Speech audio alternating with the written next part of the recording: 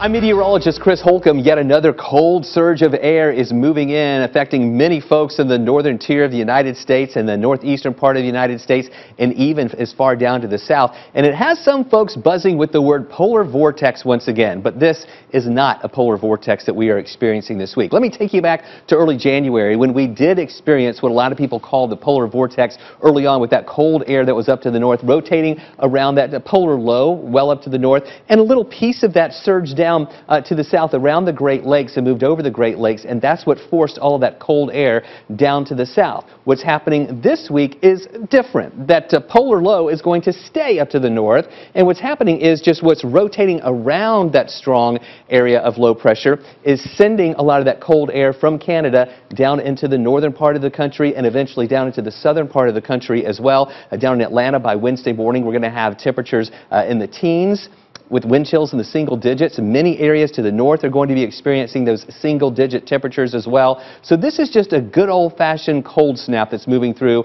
with the jet stream dipping down to the south and that cold air following behind. In fact, here's a look at some of that cold air, and you can see how it's warmer over to the west, and then here is that cold air that's coming in from Canada. It starts surging down to the south during the day on Tuesday, and into Tuesday night it's going to get even colder. By Wednesday morning, many areas of the south waking up with temperatures that will be in the teens and those wind chills in the single digits, and then even temperatures up to the north into the single digits and even near zero in many areas like Chicago over toward Toronto, also into New York and into the parts of Rhode Island as well, and New England area, seeing a lot of those single-digit temperatures as well. There will be another surge of reinforcing colder air moving in by the end of the week, so get used to it. It is going to be cold for a while.